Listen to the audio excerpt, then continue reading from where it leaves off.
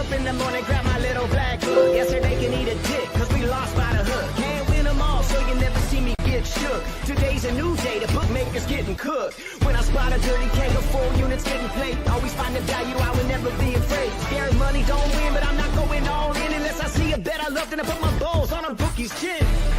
Let it all soak in, doubling my bread, winning money with my friends. If you got the itch and you wanna go big, follow Sharpie bets and you gon' really fucking win.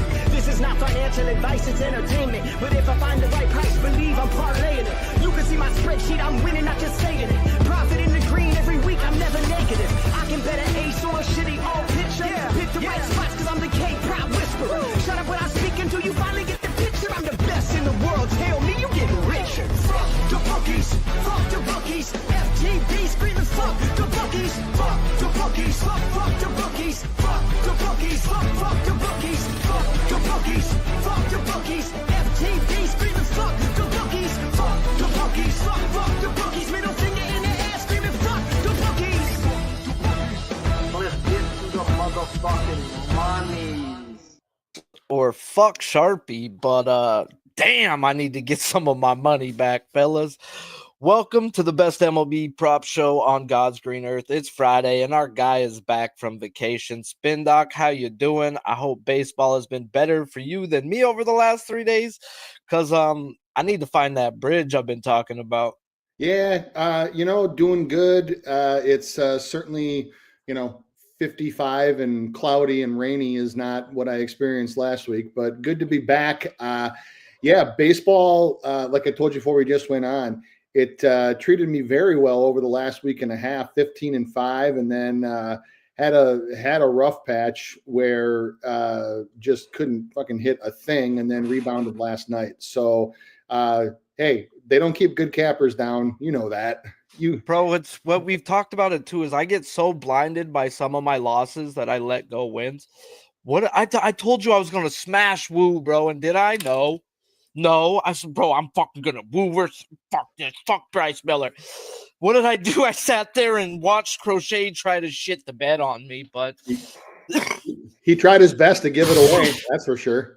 Bro, he fucking sure tried. And what pissed me off the most is he got 9 when I put a little bit on the 10. If that 10 would have made my day a lot better than what it was. Bro. I was on the 10. I was a little bit on the 10 as well. Braggins fucking raw dogged me so hard yesterday. Oh fuck, dude! He took 300 from me and my family. So he didn't look right. He didn't look right from the jump, man. I'm waiting for him to come out injured. I'm just waiting. Well, they said they pulled him for groin tightness, and he looked like he was laboring through it.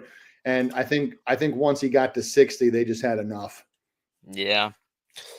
It is what it is. Life's a bitch and you marry one. They did the right thing because the Rockies did what they do and didn't score another fucking run from that point on. But, let's get to it, guys. We are going to talk 6 different pitchers today. You're going to get 3 breakdowns from him, 3 breakdowns from me with a little bit on top. Zach Gallen versus the Braves. Morning line was 5.5 minus 115 on MGM, pitching out 17.5 minus 135 to the over, and his earned runs 2.5 minus 150 juice to the under. Projected lineup is, that can't be it, 7 righties, 2 lefties is bullshit because, they got 1, 2, 3, 4, 5 lefties, 4 righties. No, 5-4. 5-4. Yeah. I sometimes leave them up from the week before and forget to fill that part out. So is what it is. This is your guy. So let's talk us some Zachariah Gallen.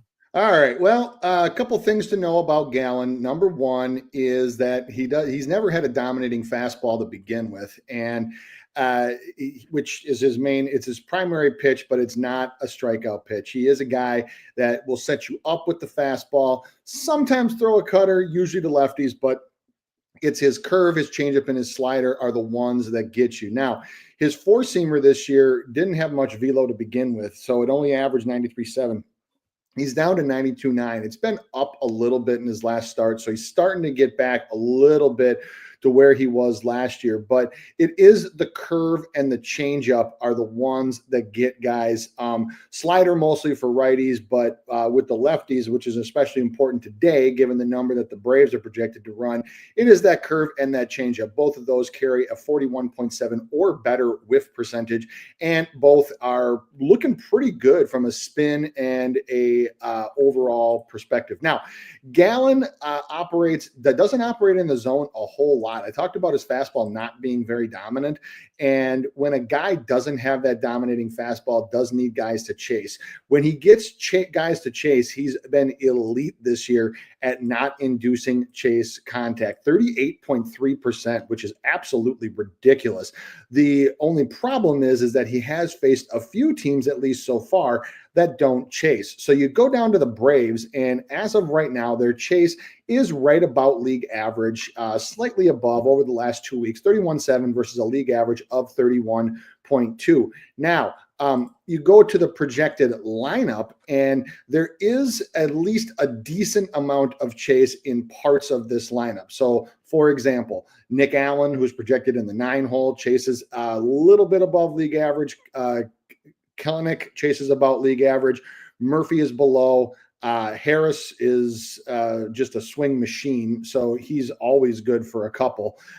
And then you have a couple guys at the top with Riley, who chases, and a few others. So there's enough chase in this lineup to get an over for this guy if he can set them up enough with to get those pitchers counts with that four-seam fastball, because this thing doesn't have a whole lot of velo on it. It's got average spin, but again, it's a setup pitch. It's nothing special. The one thing I do see, though, is across the Braves lineup is that for his whiff pitches, there is a good amount of whiff. Now, not a huge sample size for this year, but I go and I look and I see what these guys' history is. And I see, for example, to the curveball, Riley is at 47%, Ozuna is at 40%, Matt Olson is at 36%.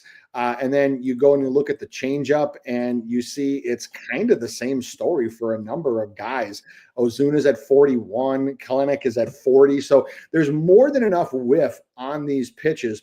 The thing that I'm looking for is that Ken Gallen at least just throws strikes early to get in those pitchers' counts to force guys to chase those pitches. Because when a lot of these Braves guys do chase the pitches that Gallen throws, and especially the out pitches, they do tend to strike out. Now, if he's going to be around the zone, if he's going to be trying to be cute and not just going at these guys early and looking to get them for some early strikes, it's going to be, it could potentially be a long day from a strikeout perspective. So I'm waiting on the final lineup for this one, but overall, from a whiff perspective and from a contact perspective, when they do chase, there's about half this lineup chases at league average or above. And when you chase against this guy, especially at home, he makes you miss. So this is a very, very solid lean so far for me on the over. The last that I found it at, it was as of this morning, was minus 130. And as of right now, the best I can get is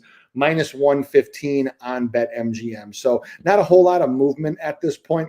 All of his other lines, earn runs, outs, and walks are pretty well set where they should be. So, for me, this is a definite lean on the over here because of the amount of whiff that more than half of this projected lineup has to his out pitches. All right, man, let's talk about it, because I don't like Gallen, but then again, I'm not really been a guy who's really bet Gallen all that too much. But Gallen gets the Braves, who are, to me, they're not the Braves at the beginning of the year, guys. Not saying they're not gettable, but since adding Verdugo, who is a good contact guy, they're back to where they thought they had with Profar there. So there will be days that I have to stay off, but not sure if this is it. Zone contact seems to be the key as in his metrics, guys, where that is where he is and has been worse than league average through his career. And if we're going to look at zone contact this year, guys, with these Braves in this projected lineup, with Allen in it, with Verdugo in it, with a couple other guys, we have 5 guys who are league average or better this year at zone contact. That's not what you've been getting from the Braves the first few weeks, guys. This is not the same lineup. They've been adding and subtracting as they go along, realizing like, oh, fuck, Kellenic probably ain't going to be in this lineup too much sooner either, guys. Like, they are getting rid of their bums.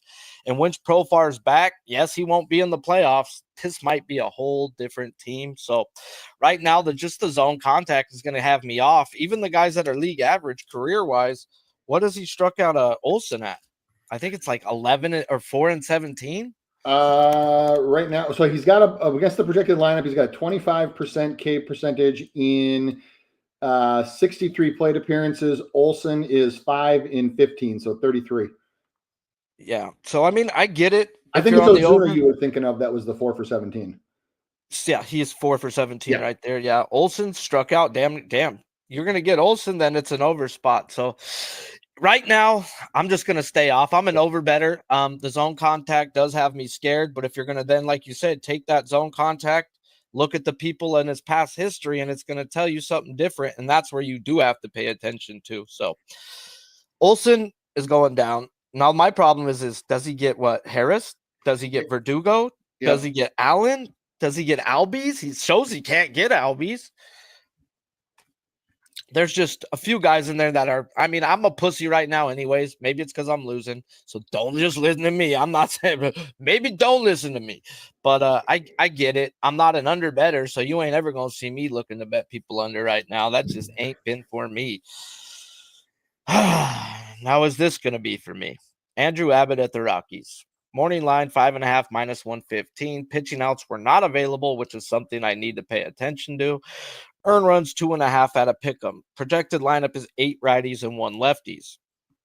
Rockies over the past 200 plate appearances versus lefties are the Rockies. They're walking league average, striking out 28% of the time with a bottom 10 ISO. And as always, the first question I have they pitched in Colorado before? And yes, Abbott has, as in his only starting went 6 innings, gave up 3 runs, and had 6 punch-outs.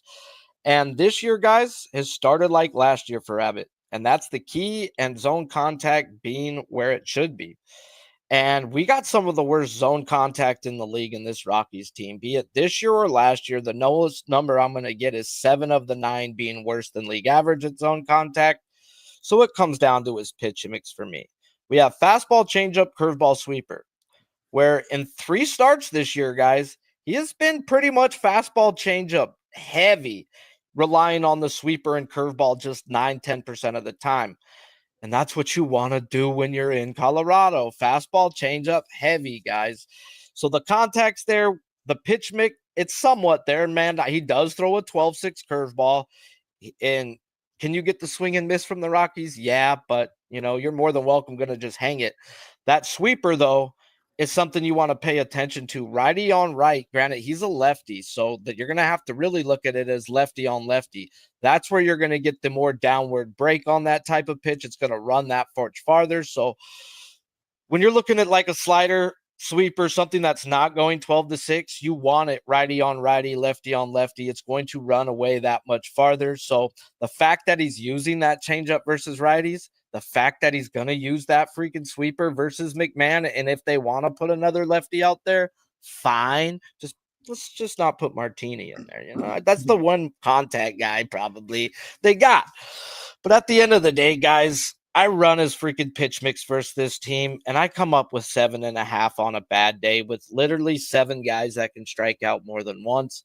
Abbott's not one of those guys I like to put 1.5s on people because he does rely on hiding the ball. He's not a fucking overpowering pitcher. His release point is sneaky, and yeah, it's over or nothing. I'll probably just be going a half a unit on it because it's only 1 start in Colorado. Is 1 start enough to go ham on?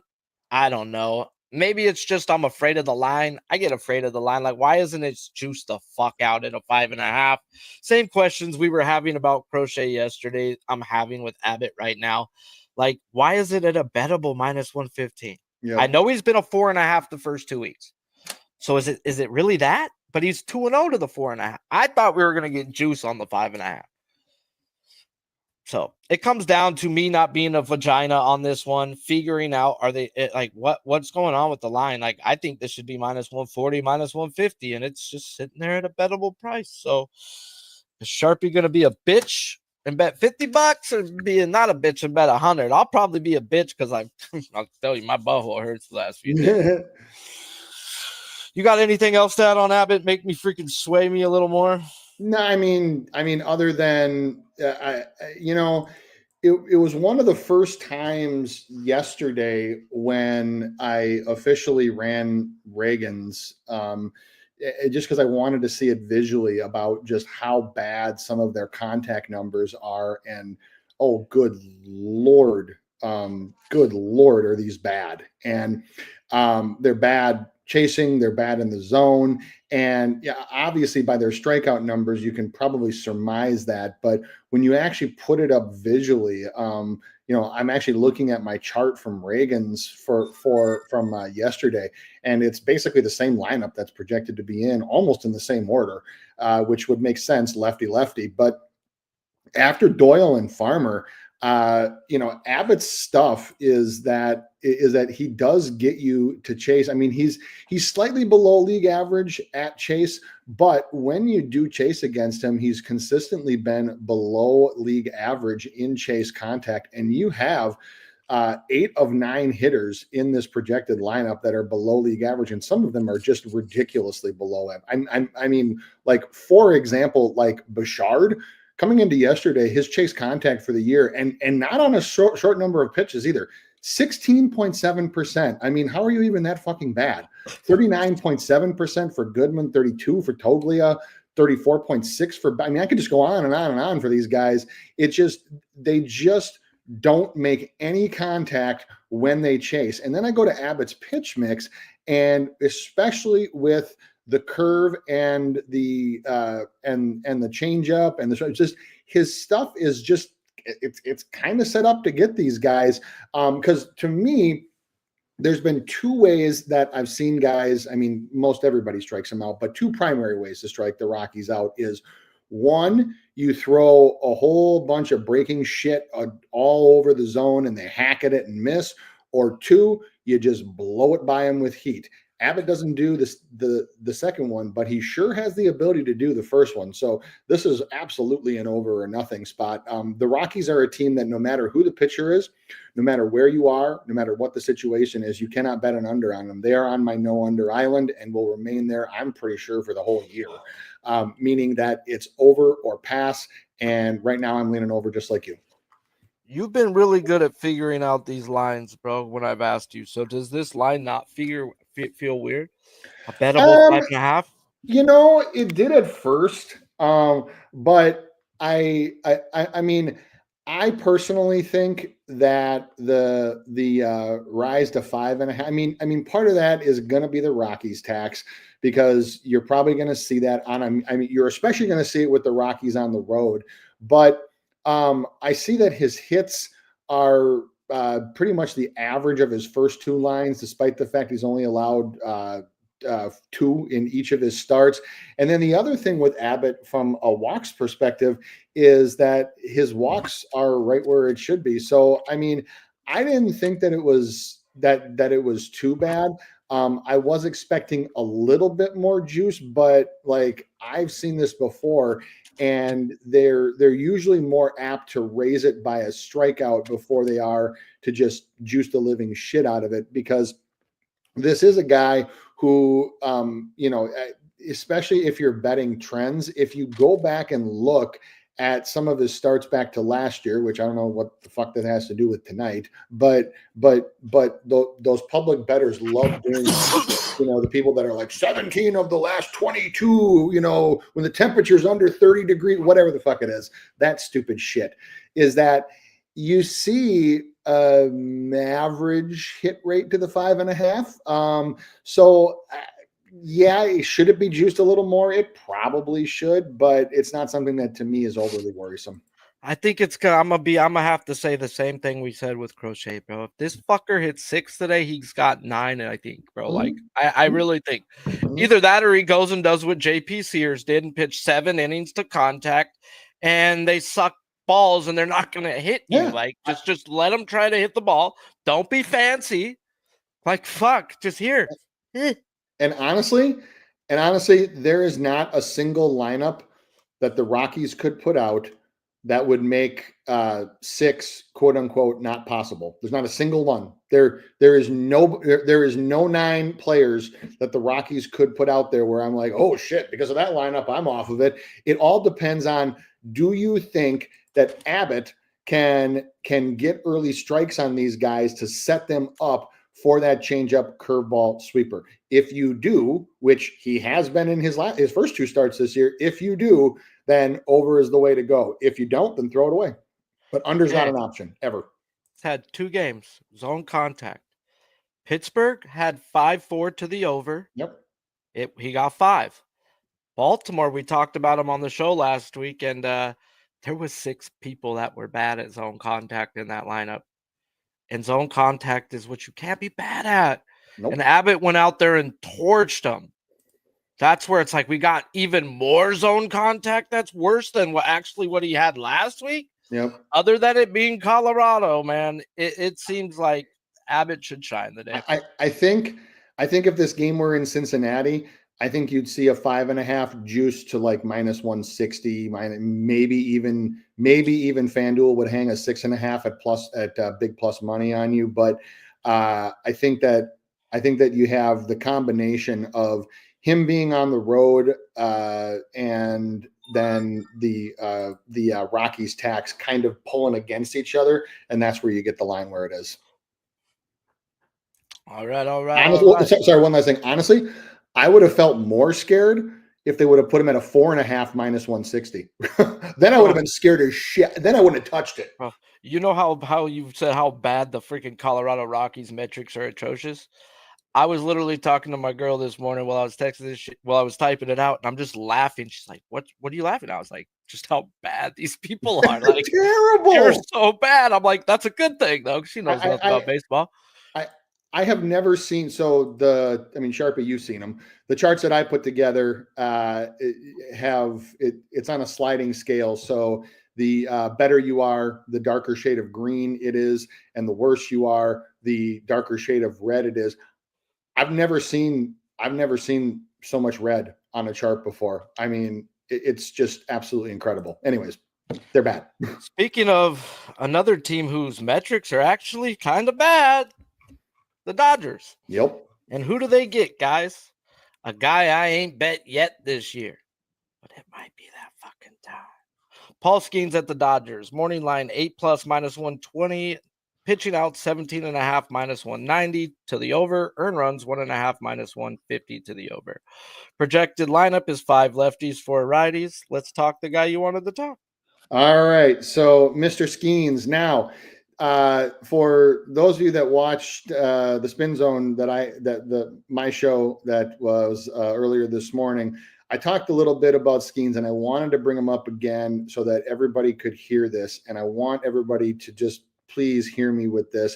And this is one of the reasons why this man and I never do plays. Almost rarely ever do we do plays before a lineup is out. Number one, it's you don't know who the guy is facing for sure. So that can mean the difference between a strikeout here and there. And 2, for his own team, you don't know who is going to catch him. Catchers matter. They matter a lot. Here's an example. Last year, Paul Skeens was caught by Yasmani Grandal in 20 games. That was his guy. That was his catcher. He had a 33% strikeout rate. This year, now, yes, there have been some things that change. You get more film on the guy and all that stuff. All that stuff is true, right? This year, he's had 3 different catchers, and he's had wildly different results with all 3. So Henry Davis has caught him for 2 games. His K percentage is 21.7%. Andy Rodriguez has caught him for 3 games, 25%. Joey Bart has only caught him for 1 game. It's a 35% K rate. Now his last game, which was against the Guardians on the 19th, he was caught by I think it was Davis. It was Henry Davis.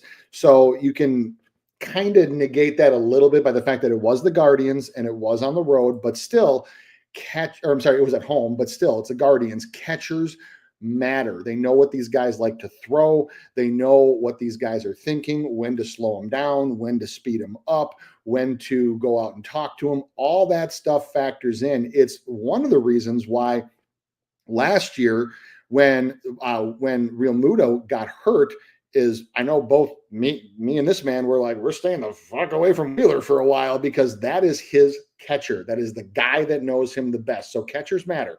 That's why we wait for lineups. Now on to the Dodgers. As Sharpie was saying, is you look at the Dodgers' power in their lineup, you look at their star power in their lineup, you look at their record, and you think, oh my God, like they must be at the top of swing metrics. They are not. It's been better over the last few weeks, but overall for the season, their swing metrics are kind of blah, especially their zone contact. 86.2% average over the last 2 weeks in MLB. Dodgers are sitting at 83.9 with half their lineup under league average during that same period of time. Now, the one thing the Dodgers are not doing, which has been the course of pretty much the entire season, is they are very disciplined hitters. They don't chase.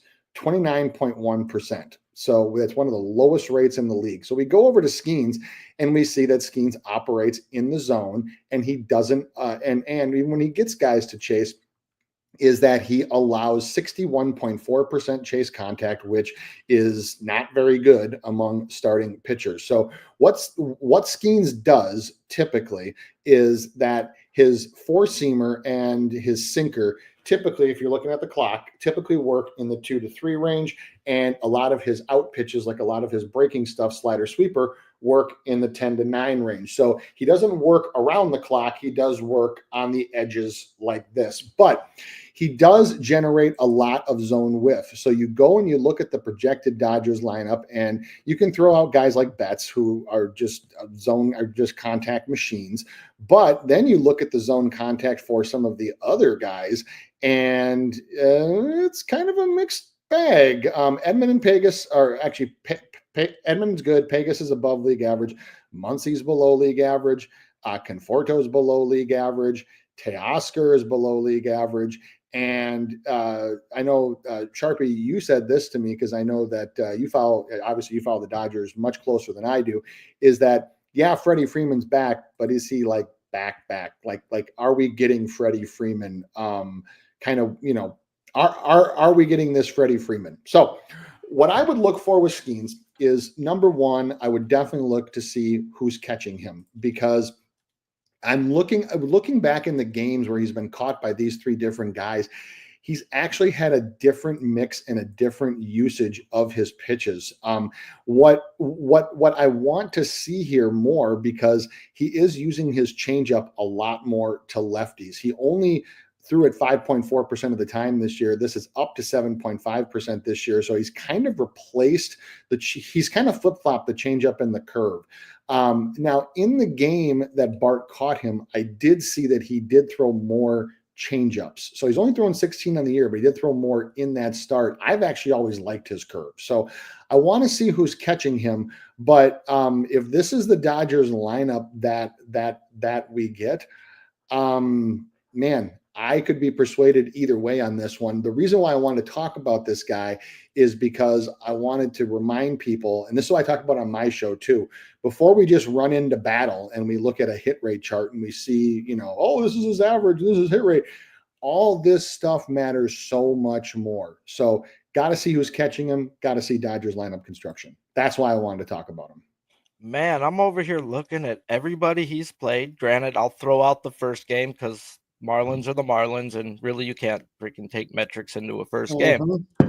Everybody he's faced, bro, is fucking elite at zone contact. Like, I've been waiting to play this, man, and I might fucking have to do it today. Guys, there's been something both of us has talked about for years as well, bro, and it's high velocity, guys. I mean, my team is a very good team. They they took the Freddie Freeman approach, where we can get to two-seamers and cutters and all the breaking pitches, but if you're sitting on that type of stuff, 98 and above, that's going to go by you sometimes.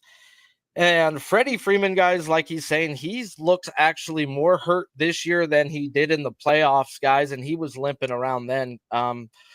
I think he needs to sit down and go take a freaking break, but it is what it is. I'm not the coach, but I definitely see this man struck out a third of the time to lefties this year. This just doesn't happen with Freddie Freeman. That to me tells me he's struggling, and not saying I'm taking Freeman for a strikeout, but still at the end of the day, I have to look at it. And I've stayed off of Skeens all this year. And if you bet him this year, you're 0-5 to the over. We talked about public pitchers and getting no fucking love if you want to bet public pitchers. Paul Skeens is the most public pitcher in the world. The fucker's on video games after a first year. He started the All-Star game in his first year. He won the freaking Rookie of the Year. He's God's next gift to mankind.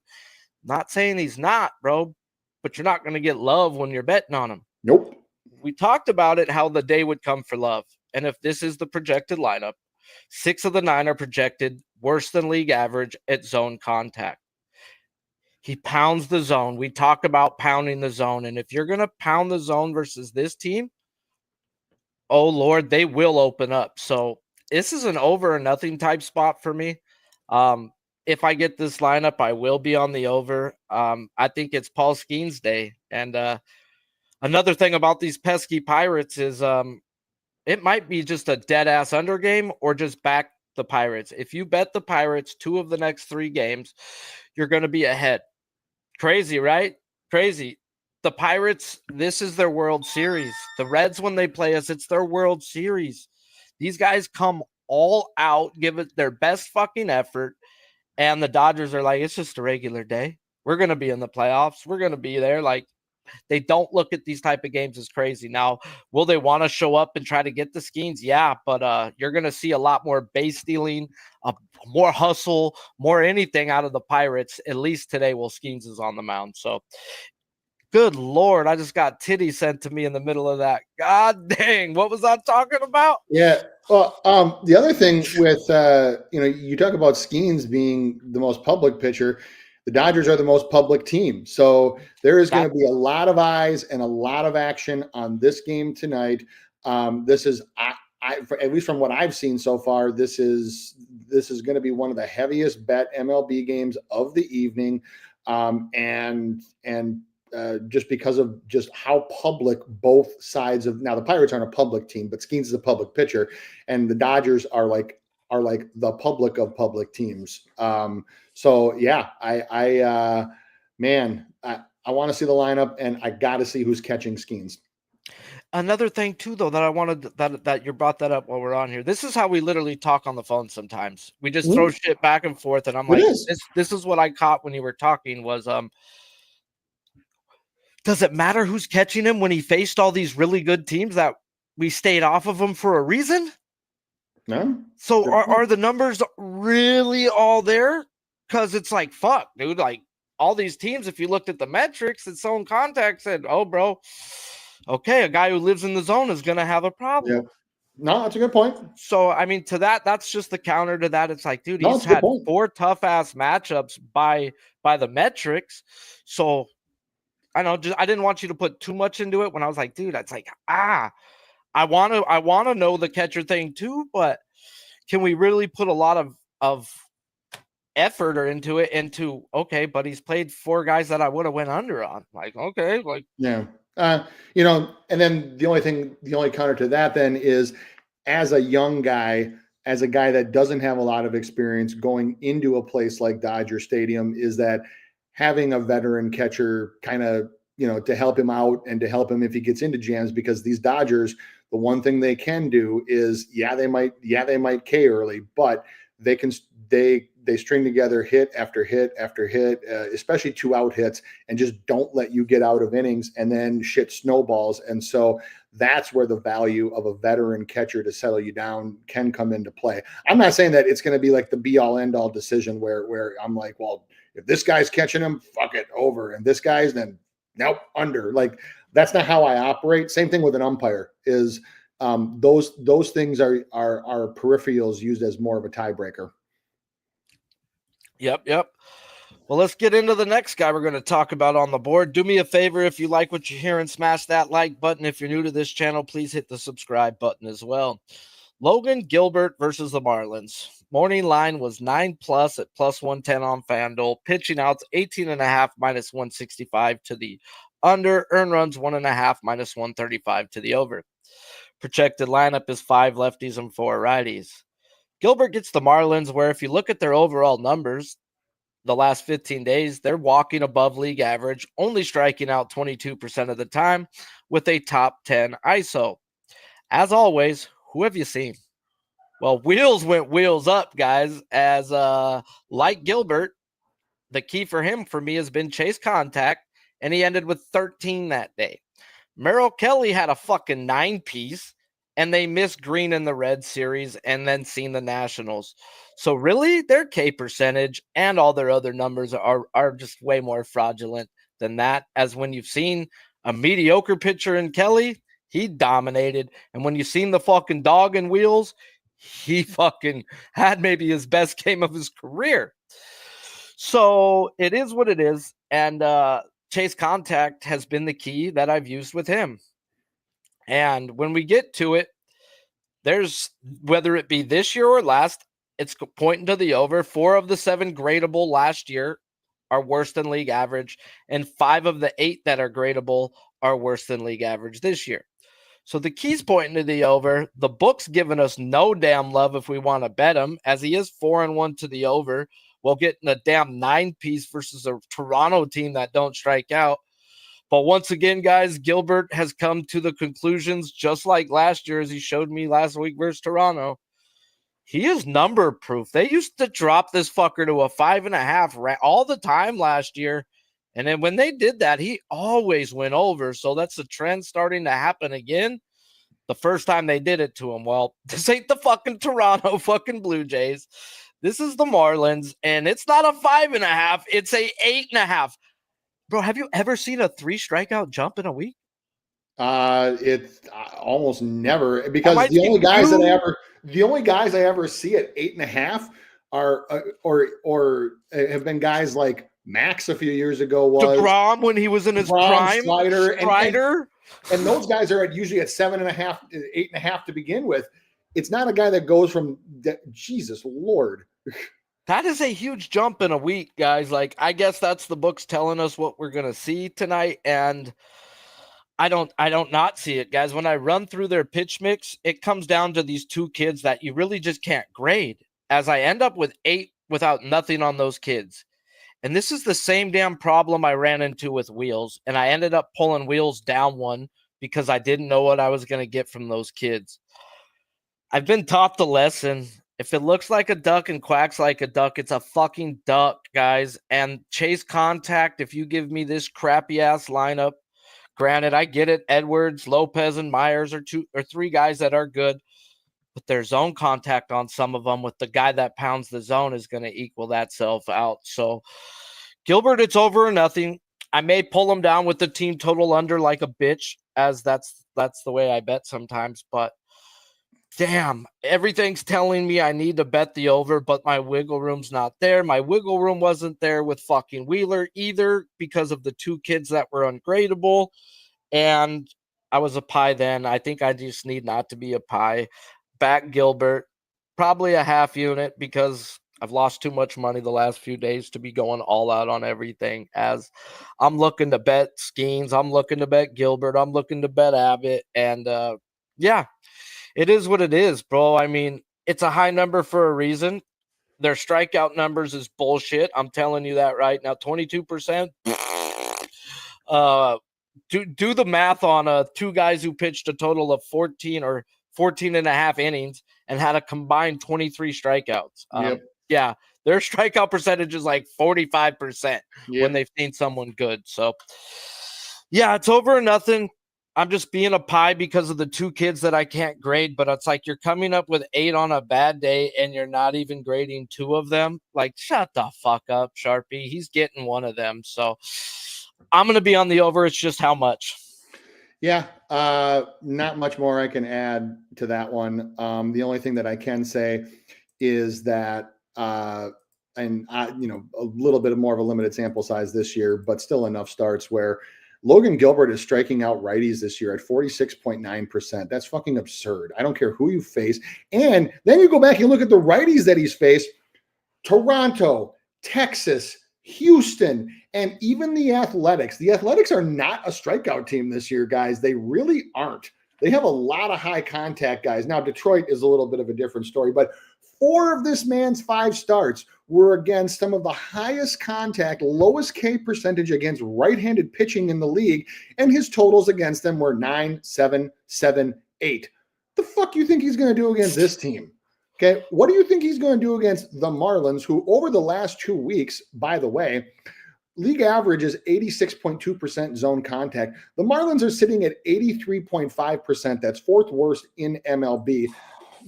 Gilbert is allowing 74.1, which is almost 10% under pitcher average. This man is pitching the lights out right now, and now he gets an unfamiliar or a team that's unfamiliar with him, and he gets them at home, and he gets a team with everything that Sharpie just talked about.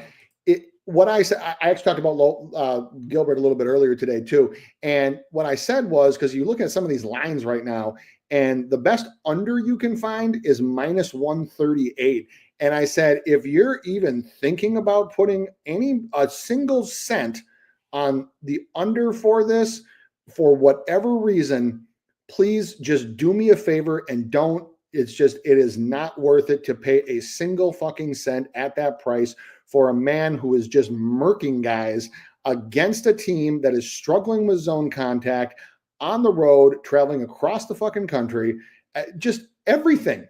There is no advantage here that the Marlins have. So if you don't feel confident in the over 8.5, do yourself a favor, save the money, put it on something else.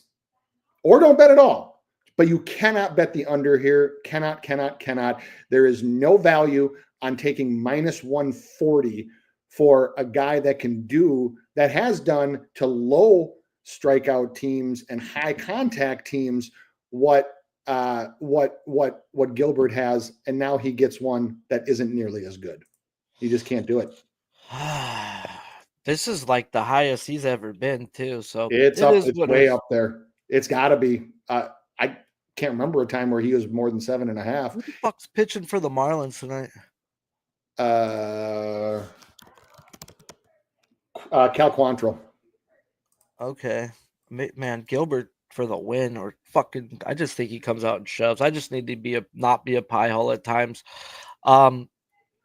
It's just the same thing that I'm gonna yell at him back that I yelled at Crochet. Man, these guys that live in the zone want to decide not to live in the zone on my dollar, bro. Don't do that. Just come at these guys, bro. Do what you've done your whole fucking season this year, last year. You throw strikes. You throw 4 different pitches to both sides. Just do it. Just do it, dog. Do your thing, yes. Gilberto.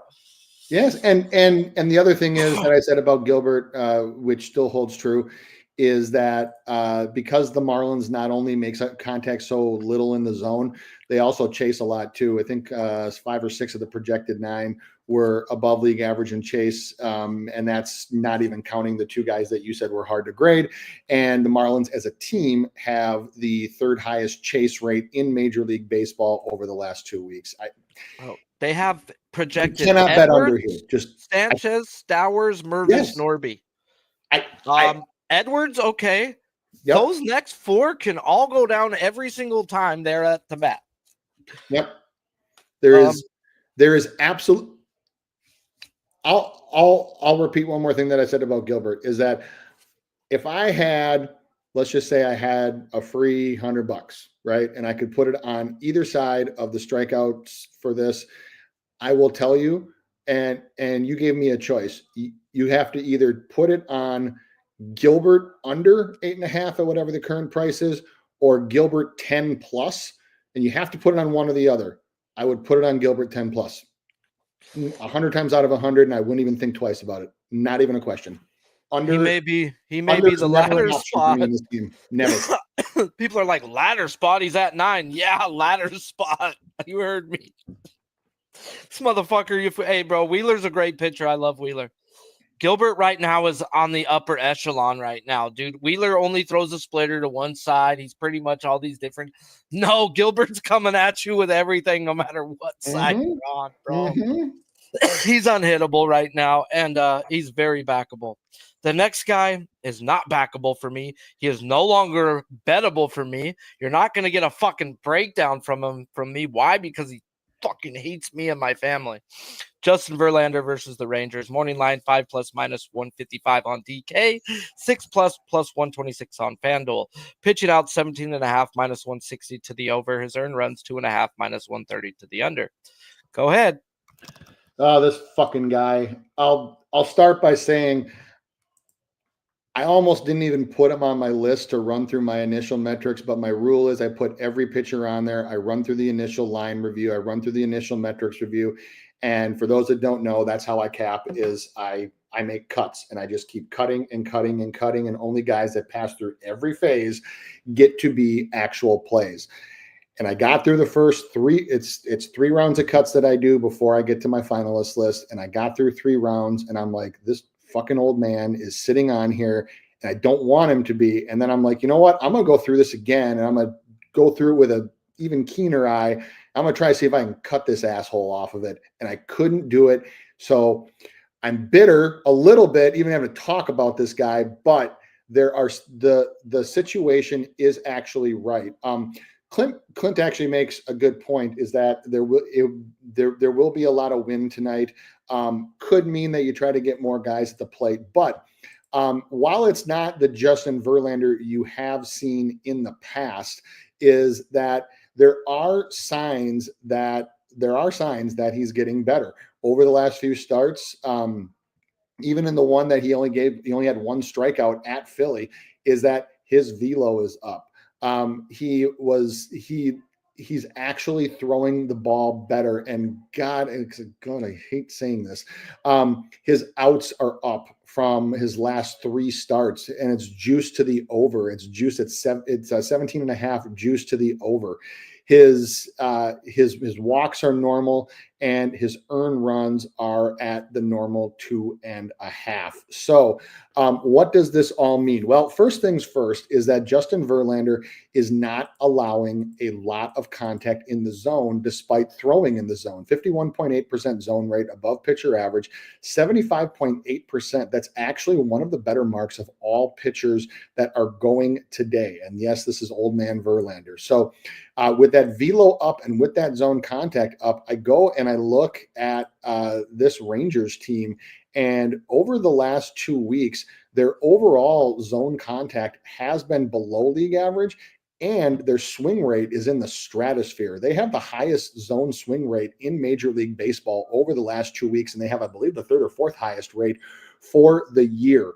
Now, that said, there are a number of guys that are in this projected lineup that not only has he gotten before, but that he does have the ability to get. So I look at zone contact and I see that Tavares is under league average. I see that Jonah Heim is under league average. I see that Jung is right at league average. I see that Adolis Garcia is under league average, and multiple of these guys Verlander has gotten before. So right now it's sitting at a 4.5 highly juiced, or a few books, including the one that I paid more attention to, is sitting at a 5.5 with plus money. So what I might look to do with Verlander is to do the 5+ and pair it with something else that I want to pull down, and see if I can get some plus money on this, and also see if I can negate the juice for pulling another guy down that I'm not as confident in. So I'm not necessarily looking to play Verlander standalone here, but I am looking to pull him down and pair him with something. I'm pulling him down to 5+, not to 4+. That's going to be juice as hell. The other thing that I see here too is that against righties this year, one of the things, so Verlander does have about a 10% walk rate. So he has had some issues with walks, but his walk percentages, his walks number is right where it should be. And over the course of the season, the Rangers are only walking against right-handed pitchers 5.9% of the time. That's a byproduct of how often they swing. They swing early, they swing often. Verlander, as a veteran, and especially knowing a lot of these hitters from his time in Houston, can use that to his advantage. And so I'm gonna throw up a little bit in my mouth that I just said all these nice things about Justin Verlander and that I'm actually considering doing an over on him. But I look at it where names devoid of names. The only name that I truly look at and just say fuck you and cross him off is Carlos Rodon, and even he's gotten my attention so far this year. But I ran him through my initial cuts 3 times and I couldn't cross him off, and I started to look deeper, and all the stuff I just said, that's why. Bro, about Rodon real quick. He is the reverse metrics king. If it says he's not going to strike him out, he's doing it. It's like, what the fuck, bro? Oh. Yeah, I wrote it down I did his lineup, and I was like, I wrote it down, reverse metrics. I was like, nah, because then it's same thing comes up in the Cleveland lineup. A bunch of guys who take pitches, they're not taking versus Rodon, and he's nowhere in the zone. No. But Robbie Ray can't get you to fucking swing for the life of him. All right, guys. Justin Verlander for me, guys. I've been bitter with him, but yeah, the breakdown I did a couple weeks ago was the same talk. Like, his velo's up, his spin's up. He looks actually, by the metrics, better than he has been. But I think this line all has to do with Jock Peterson. If Jock Peterson's in the lineup, I think they all move to 5.5. If he's out, I think that FanDuel comes down to a 4.5. Yep. Jock Peterson is probably the worst hitter in baseball right now, and he's not hitting Verlander, so this would be a day he don't get in. And they finally did put him in the 7-8 hole for the first time this year the other day. So that's also another thing, is how many times are you going to get to see Jock if he is in the lineup? So I'm not looking to bet him. Jock gots to be in there if you are looking for the over. Yep. He struck him out half of 13 at bats. Like, you need Jock in there. Tavares, a guy who says he should strike the fuck out to him, by the metrics, has only struck out 1 of 13 at bats. So it's a lot of reverse metric shit. Verlander seems to be that guy, because when I play him, he shits the fucking bed. So I'll stay off of him. You could bet him, and he'll have a fucking day. Like I said, I and you can vouch, when I sent you my guys I want to talk about today, I'm just like, I hate this. Justin Verlander. I'm like, yeah, you're like, I have to, though. You get it, though. You like, we talk about it. FanDuel tells a story, and they're right 70% or better. My exact note for when I gave this to VIP as a guy that made it through the cuts are Verlander, even though I don't really want to, the way the line is set says I have to look at him. So when the line says it, you got to look. Yep. And then the last guy I'm going to talk about, which is going to be pretty short, guys, because if you ain't passing the key, then I'm not looking to pass it. But it's Michael King versus the Rays. Morning line 6.5 minus 112. Pitching out 17.5 minus 200 to the over. Earned runs 1.5 minus 135 to the over. Projected lineup is 6 lefties and 3 righties. King gets the Rays, guys, who over the last 15 days are walking league average, striking out 24.5% with a middle-of-the-pack ISO. And as always, who have you seen? As Corbin Burns had his best game and put up an 8-pack yesterday, and then a bunch of series versus right-handed pitchers, I'm not looking to back. The Red Sox, I'm cool if you like Buehler and them. They're not for me. The Yankees, they don't have a stud right-hander since Cole went down. And Braves, where they missed Schwallenbach. If you're going to be betting a right-hander, it's probably that fucking dude. So they haven't seen any dogs, and they're striking out 24% of the time. It does seem like a spot we can get in at.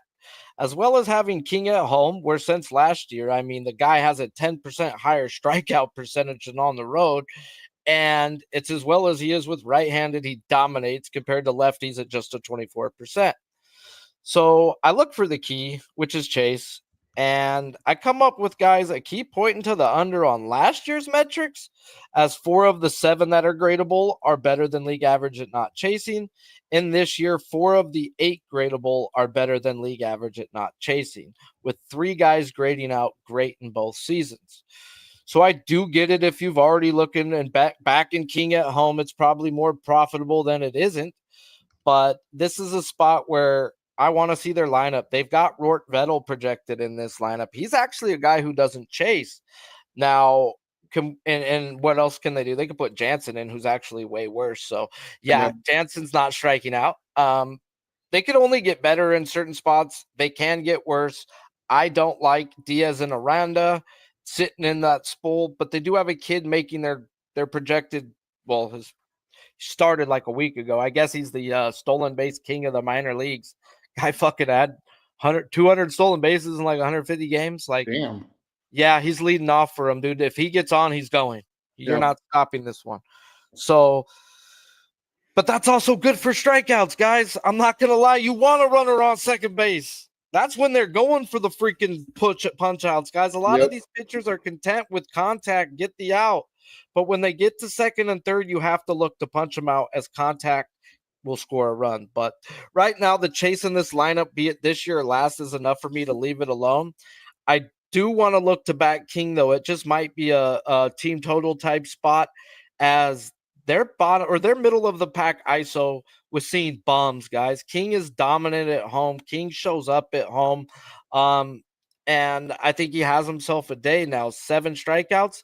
It might come in 7 innings, 8 innings. Like fuck, you were on him versus Colorado. He was just pitching the contact. Boom. He went the whole game. Damn near the whole game. He got it, but dude, it was just like he was content taking the outs unless you got the second base. Then he started to look to get you. So this may be a live type spot, guys, as the 2 tough guys that are going to be are in the top 4, but then you're passing out on Low, which Low can go down 3 fucking times. I get it if you're on the over. I'm not an under better, guys. Unless you pass the keys, I'm not even going to go through the pitch mix. So King's an easy stay off for me at the moment, as I'm already going to have, it looks like, 3 to 4 bets today. And that is a lot for me. So anything to add on him? The one thing that I would look at for King is right now on DraftKings, King to get the win is plus 165. When you look at his innings prop at 17 and a half juice to the over, and then you look at Shane Baz, who is on the other side of that, is that Baz just absolutely operates all the time in the zone, damn near 60% in the zone. And the Padres, even with Ariza's injury, etc., are one of the highest zone contact teams in Major League Baseball. So 90.2% over the last 2 weeks, which is actually, I think that the Astros are just slightly higher, but even still, it's one of the highest zone contact rates in Major League Baseball, which can lead to hits and can lead to runs. And if you think King's going to shut these guys down, Michael King to pick up the win, to me, has a decent amount of value at plus 165. I'm not as hepped up on the the money line for the Padres, just because it's just juice to hell because they're at home. So yeah. Shane Baz, after averaging 7.5 strikeouts in his first 4 games, is dropped to a 5.5. Yep. Part of that is the Padres tax, because bro, the Padres tax, bro. But like we talked about it with Flaherty on my show, or you might have been there, I don't remember, but the chase was there without fucking Arias not in the lineup.